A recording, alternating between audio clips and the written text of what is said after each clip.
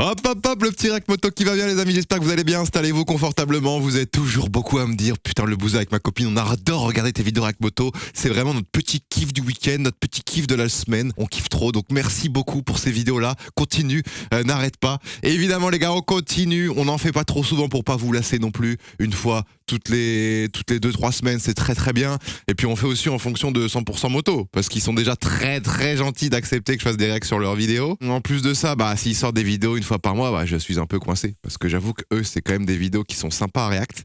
Donc merci encore à la chaîne 100% moto de pouvoir me permettre de faire ça. Donc je vous mets évidemment la chaîne en description pour ceux qui veulent checker. Il y a plein de vidéos que je n'ai pas vues en live et qui peuvent être intéressantes à regarder. Moi je le rappelle, comment j'ai commencé à regarder des React ou des motovlogs, c'est quand j'ai commencé à m'intéresser au permis moto. J'ai commencé moi avec la formation 125, vous le savez peut-être, mais quand vous avez 3 ans de permis voiture, vous pouvez directement passer une petite formation 125, ça vous prend une journée, 200 € et ensuite vous pouvez conduire toutes les 125 de la Terre et même je crois qu'il y a une jurisprudence, vous pouvez conduire aussi les 3 roues, Métropolis, Peugeot, je ne sais quoi, des 400, des 300, genre c'est assez stylé ça, c'est assez stylé. Pour 200 balles, 3 ans de permis, c'est pas mal. Donc moi j'ai commencé par ça, j'ai pu voir si j'aimais bien ou pas la moto, j'ai kiffé de fou, je sentais dans ma 125 que j'avais envie de plus, donc là directement j'ai voulu passer le permis moto A2 et là j'ai commencé à regarder plein de motovlogs et j'ai trop kiffé. Et du coup après le permis moto A2, donc ça c'est à peu près, faut compter quand même 3, 4, 5, 6 mois en fonction de ton niveau et en fonction du temps que tu as disponible pour faire les heures de conduite. Voilà, 3, 4, 5, 6 mois d'obtention. Ensuite j'ai eu le permis, j'ai pris ma petite MT-07 pendant 2 ans, j'ai pris ma petite Triumph et ensuite j'ai passé le permis A, la petite passerelle qui coûte aussi 200 balles et qui te permet de conduire toutes les motos de la Terre. Là j'ai découvert c'était quoi la moto, tu vois. Là j'ai découvert c'était quoi la moto. Bref voilà, petite parenthèse terminée. C'est important de le rappeler de temps en temps quand même parce que c'est vrai qu'il y en a plein qui sont pas forcément au courant qu'il y a la formation 125 qui coûte 200 balles et qui vous permet de voir si au lieu de payer 800 balles un permis moto, 1000 balles un permis moto, hop, tu passes juste vite fait ta formation, tu essayes des 125, tu vois si ça te plaît permis, si ça te plaît pas, tu laisses tomber et puis voilà. Ok, ça commence déjà avec une chute les gars, j'ai l'impression. Hein. Au niveau du son on est pas mal, bon je pense que ça va réapparaître tout à l'heure. En tout cas j'espère que ça va se concrétiser. Route de campagne, GoPro Hero 2, route de forêt même. Ça descend, ça double, ok, ouais, ça double très fort. Alors après c'est peut-être le fait que ce soit une GoPro Hero 2 qu'on dirait que ça va super vite, mais j'avoue on dirait qu'il va quand même vite. Il y a un gros virage à gauche, ça prévient, la rambarde, et là il va arriver peut-être vite, non c'est bon ça le fait, là, il accélère. J'avoue que ça c'est des routes kiffantes ça, oula. Ouah, il s'est fait surprendre. Il s'est fait surprendre de 1 par le virage, de 2 par la voiture. Et ça suffit largement pour perdre l'avant et se mettre dans le fossé. Parce que là les gars, je pense que vu que t'as pas la visibilité ici, tu sais pas quand est-ce que le virage se termine. Et tant que t'as pas la fin du virage, des fois c'est mieux de contrôler un peu sa vitesse. Pour le coup la trajectoire est bien parce qu'il arrive bien au milieu. Comme ça il s'ouvre un peu le virage, mais le souci c'est que là en plus ça descend fort. Je pense que quand ça descend et que tu penches, malheureusement ta moto elle est peut-être un petit peu en perte de contrôle. Et là, ouais, il voit la voiture. Je pense que là il se dit merde. Et là, je pense qu'il braque un peu trop. Je pense qu'il perd l'avant, non? Je sais pas les gars, les pros moto, dites-moi. Comme je le dis, je rappelle, je reste un motard du dimanche. Mais je pense qu'il se fait surprendre ou alors. Et on entend le bruit. C'est le bruit du cale-pied qui frotte, non? Après, ce qui est bizarre, c'est qu'en descente, pour faire frotter les cale-pieds, c'est très compliqué. Parce que du coup, vu qu'il y a du dénivelé, normalement, c'est plus dur. Je sais pas c'est quoi qui frotte. Je serais curieux de savoir, les gars. Mais en tout cas, ouais, il fait surprendre. Et là, le risque, c'est de se retrouver sous la bagnole, quoi. Et c'est un peu le cas, d'ailleurs. Heureusement, il arrive pas vite. Waouh. Virage piège, il a paniqué, freiné de l'avant. Résultat, fracture malléole. Enfin, la fracture malléole, donc c'est la cheville, je crois. 16 agrafes, donc c'était bien ouvert. Et 2 mois d'immobilisation. Astuce, en virage, freiner de l'arrière pour garder le contrôle. Ouais, ah oui, c'est vrai. Il a freiné de l'avant, oui. Waouh, putain, ça fait bader. Hein. Mais oui, c'est vrai que malheureusement, c'est le réflexe humain de n'importe quelle personne qui fait de la moto, hein, je pense. En tout cas, ceux qui n'ont pas forcément une expérience de zinzin, c'est que quand il y a un truc, tu paniques, tu prends direct les freins avant parce que tu sais que c'est les freins qui freinent le mieux. Tu vois ce que je veux dire? Tu prends tes poignets et tu freines. Sauf que des fois, malheureusement, dans des situations, c'est peut-être mieux des fois de garder de la vitesse et de freiner de l'arrière. Ouais, bon. Dans tous les cas, les gars, je pense que ça aurait pu être pire. Mais c'est vrai qu'il arrive un poil vite, mais ça se fait, je pense. Hein. Parce que là, ça se voit, il se fait kiffer. problème aussi, c'est qu'il a doublé une moto, donc il a l'effet de j'ai doublé une moto, maintenant faut que j'assume que je l'ai doublé, donc faut que j'aille assez vite. Et du coup, après, c'est mental et tu fais un peu de la merde, quoi. Vous voyez ce que je veux dire ou pas? Parce que la moto, c'est aussi pas mal d'ego, hein. Surtout quand tu roules en groupe. Malheureusement. Bon, ok, pas plus de peur que de mal, parce qu'il y a quand même fracture malléole, 16 agrafes, 2 mois d'immobilisation, mais faut se dire que ça aurait pu être pire. Puis en plus, la voiture qui pop vraiment au pire moment. Attends. Bah, très Est-ce bien. que tu as mal? Je pense qu'un Ventre. petit peu. Ventre. Cage thoracique. Ok mon grand. Ok, mon grand. Bouge pas, on va appeler une ambulance. On va appeler les pompiers. C'est bon, on les a appelés. Vous les avez appelés? Super. Tu les as ou pas? Tout va bien pour vous, ça va? À part la frayeur évidemment. Ouais, j'avoue que ça fait pas des... C'est pas des situations que j'aimerais que ça m'arrive. Je sais pas. Elle est où la moto? Et je souhaite à personne. Je m'en occupe, Léo. Ça va? Elle est où la moto? Le réflexe de motard. Elle est où ma moto? Est-ce qu'elle va bien? Est-ce que Malina Krapovic elle va bien? Est-ce qu'elle est tombée du bon côté? Oh, ça se voit, il a quand même bien mal. Hein. C'est pour ça les gars, quand vous faites encore plus quand vous faites le con, ou vous arsouillez un peu, cuir hein les gars. Équipement obligatoire. Hein. Et bien en fait je dis mais les gars, pourquoi je dis ça? C'est le pire, je suis le pire youtubeur. Sachant qu'en plus je crois que les chutes à moto, je pense que la plupart c'est sur des trajets quotidiens comme les accidents de voiture. C'est des trajets que tu fais tout le temps. Bah, habillez-vous tout le temps les gars, tout le temps. C'est pas parce que tu fais le trajet 10 000 fois par semaine qu'il faut pas t'habiller quoi. Mais oui, là ouais, j'avoue que c'est bien. Oui, j'arrive. J'arrive à parler. Ok, deuxième situation. Putain, on est sur vraiment des vidéos de tard l'époque. Mais j'aime bien, j'aime bien. Ok, là, ça harcouille. Attends, on dirait une IA. On dirait un montage IA, les gars. Attendez, c'est quoi ce bordel? Qu'est-ce qu'il fait là, lui? Mais attends, il fait demi-tour. Vous arrivez à parler? Ah oui, j'arrive. En fait, je pense que les motos arrivent d'un virage. Là, ici, on le voit à gauche. Je pense que c'est un virage avec pas beaucoup de visibilité pour ceux qui arrivent en face. Ce qui fait que la moto, elle s'est dit, il n'y a personne, je fais demi-tour. Sauf que eux, comme ils arrivent assez fort, bah, il s'est fait surprendre. Et là, waouh, le réflexe. L'évitement de zinzin. Waouh. Ça, c'est vraiment un cas d'école, un cas de permis moto, les gars. C'est ce qu'on apprend en permis moto. Et c'est là qu'on voit que c'est assez utile. Il y en a un qui passe à droite, il y en a un qui passe à gauche. What the fuck, on dirait une scène de film anticipée, etc. J'avoue que c'est assez zinzin là. Ah, le mec fait demi-tour comme ça ici. Les gars, ne faites jamais demi-tour ici. Surtout dans un virage qui juste après quoi. Ok, petite moto sportive, encore des routes de montagne, de campagne, c'est ce qu'on aime. Qu'est-ce qui se passe? Ah oui, l'autre il arrive. Ok, il double un vélo, carrément il est sur la voie.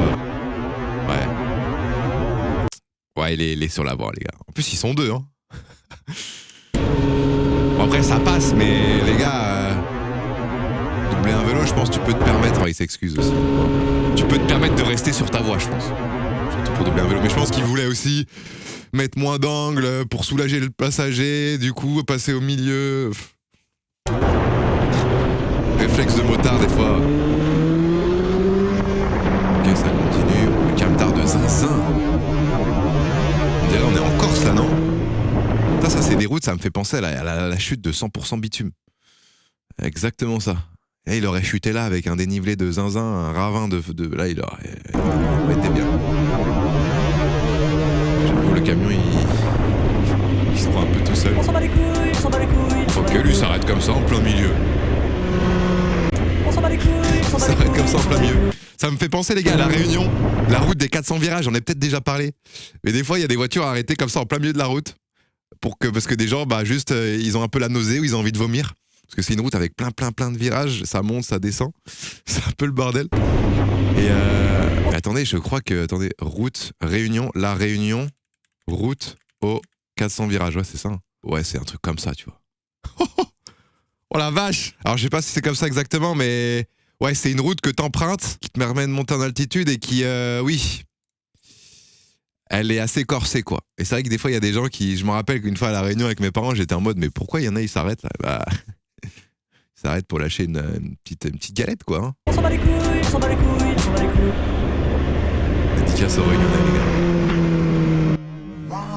Waouh! Petit Camaro, c'est ça, Mustang, je sais pas. Oh la vache, ça c'est... Attends. C'est quoi ce BM là? Ah, c'est les RT, je crois. Ça, c'est les nouveaux en plus. Hein. Alors ça, les gars, je crois que c'est les RT 1200, RT 1300. Oh, ça doit être ça. Ouais, ça doit être ça. Ils sont pas mal. Hein. J'en ai essayé un une fois, c'est pas mal du tout. Mais c'est vraiment une grosse routière. Hein. C'est vraiment la grosse routière. Putain, elle est belle en vrai. Hein. Je la trouve pas mal. Mais c'est vrai que ça fait un peu vieux ou un peu gendarme, quoi. Mais j'aime bien. Ouais, ça marche quand même pas mal. Quand on passe les 6000, il n'y a pas d'autre mot que facile et confortable. Ouais, c'est ça. Hein. Ça permet.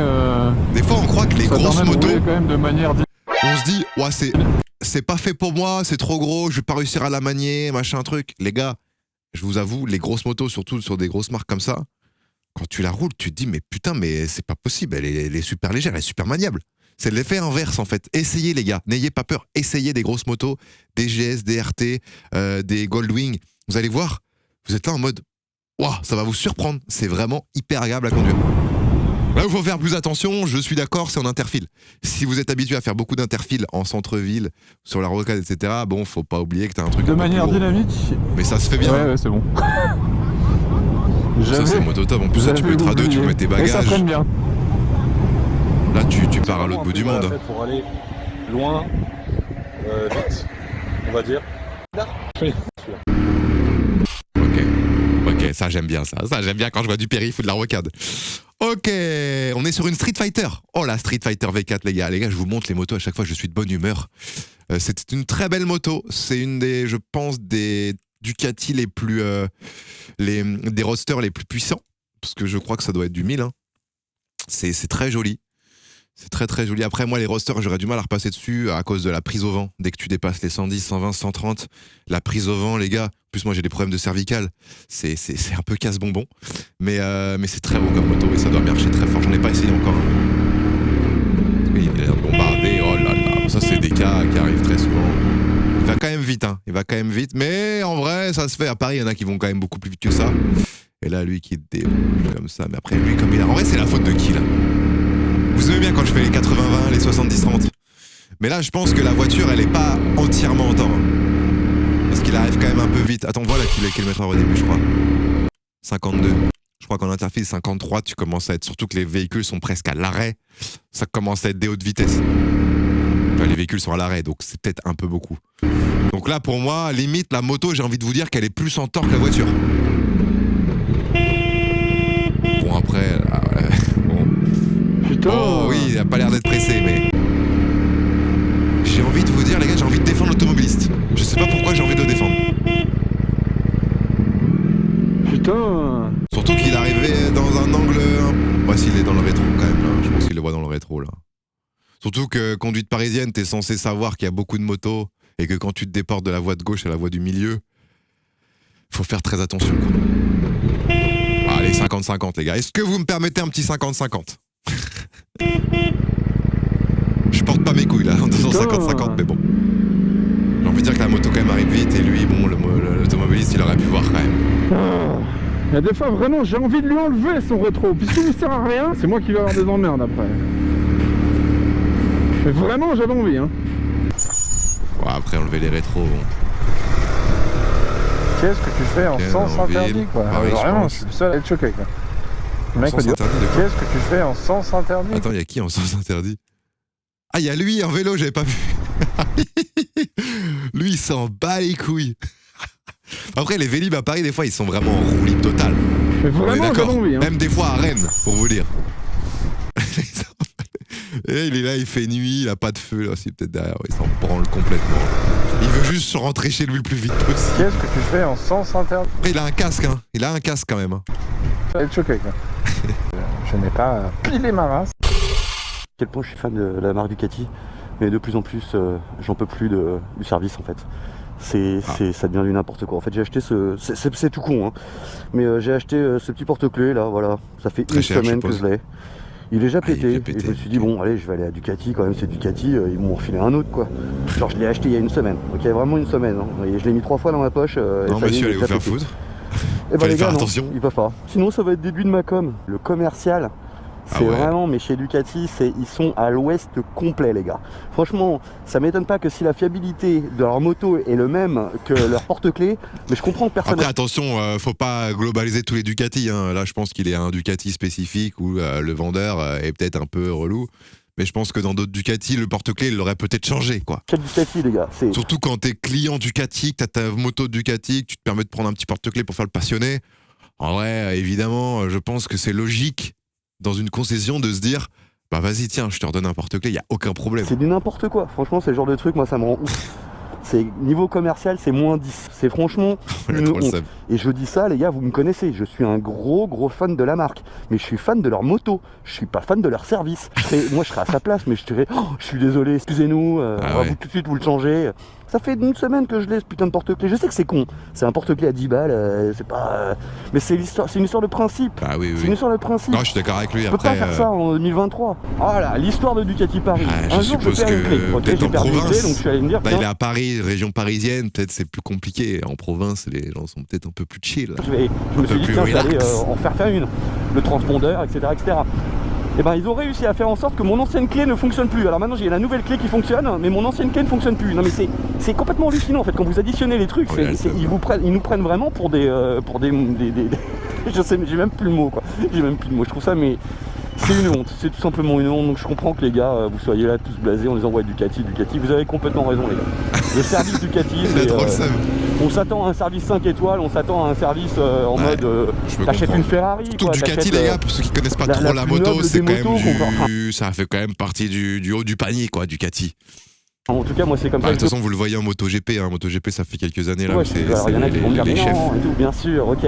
Mais moi, c'est mon point de vue. Pour moi, Ducati, ça représente le top des motos, quoi. Ça représente le style italien, le côté Ferrari. Et quand tu vas acheter une Ferrari, oh bah tu t'attends à un service. Moi, à la limite, quand j'achète ma moto, je m'attends à avoir des pom-pom girls qui me font wouhou comme ça, avec le drap sur la moto. On me fait des photos. Je peux comprendre son avis à Ousmane Rider.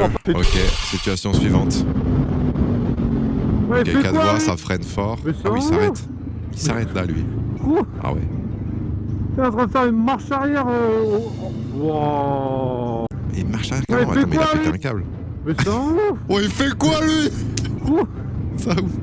J'avoue que là. Attends, il veut faire une. Attends. En fait, ça se trouve. Attendez. Et je crois que j'ai l'explication, les gars. Là, il va là, il voit que c'est bouché de zinzin. Il veut faire une marche arrière pour prendre la bretelle là et prendre un raccourci qui est moins bouché. Non mais attendez, si c'est vraiment ça, il a pété un câble. Ouais, si c'est vraiment ça, il a pété un câble. Alors quand tu te retrouves de route, surtout sur de la 4 voies, tu vas jusqu'au bout, tant pis. En pleine autoroute, tu fais une marche arrière, mais c'est un malade. Ah, t'as des malades, t'as des malades. Ah oui, c'est bien bouché. La route, hein. Tout ça pour éviter les bouchons en plus, hein. Il fait ça. Ok, feu rouge. Ah bah attends, je suis dans les voies de vélo moi. Comment c'est mal foutu cette chiotte.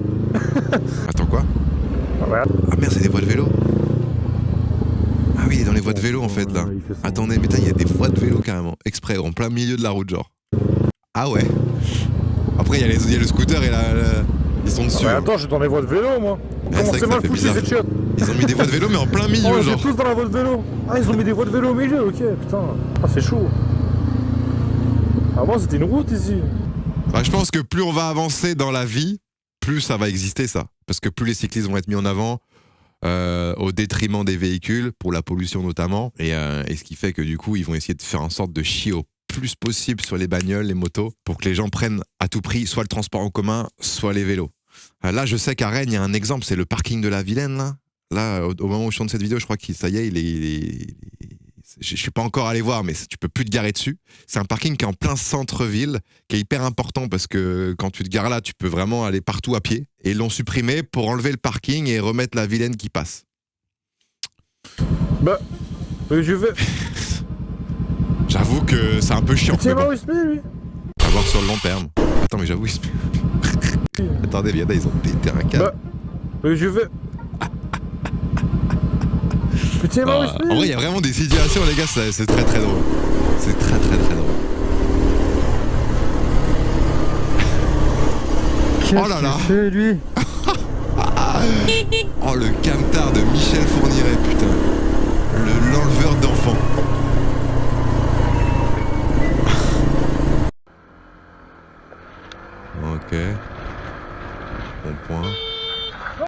Ouais, ça c'est des situations qui arrivent quand même très souvent. Le mec, en plus, il s'est dit, vas-y là, j'ai fait le con, j'accélère et je remue bien le couteau dans la plaie.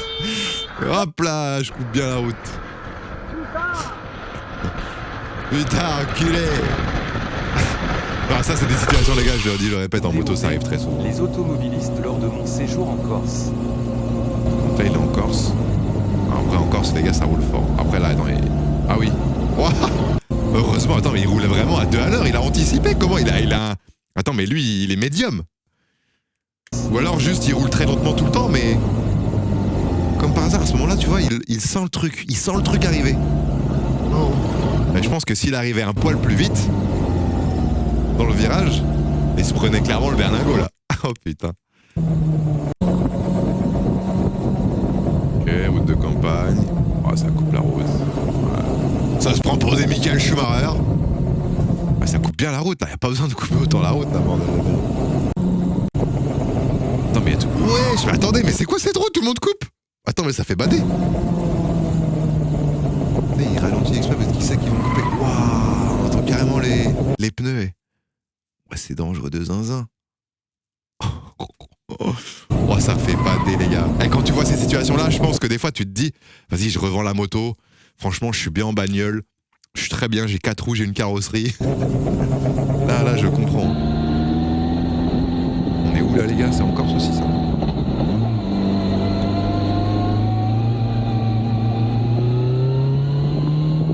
Ok, ça monte fort. Qu'est-ce qui va se passer, là? Un véhicule en face qui va couper. Ah non, un scooter qui s'en bat les couilles. Pourquoi pas? Qui s'en bat complètement les couilles. Bon, ça c'est souvent ceux qui habitent dans la ville, hein. Ils connaissent par cœur. Oh putain. Ok, qu'est-ce qui... Ah là, je pense qu'il y a une voiture qui va arriver. Ah non, c'est une voiture qui est arrivée juste avant. Attendez les gars. Ouais, ça coupe. Ouais, je pense que sur les routes corse ou les routes comme ça, montagne, il y en a beaucoup qui coupent, hein, malheureusement. Bon, en tout cas, les gars, j'espère que vous avez kiffé cette petite vidéo. J'ai bien kiffé, en tout cas, moi, sachez-le, j'ai vraiment adoré. Il y a pas mal de petites situations différentes. Il y a eu des petites chutes, des petits coupages de route dans les ronds-points, comme on aime, comme on adore. Donc, si c'est le cas, n'oubliez pas de mettre le petit pouce bleu, de vous abonner à la chaîne. Et puis, les amis, nous, on se retrouve très vite pour une prochaine vidéo. Ciao!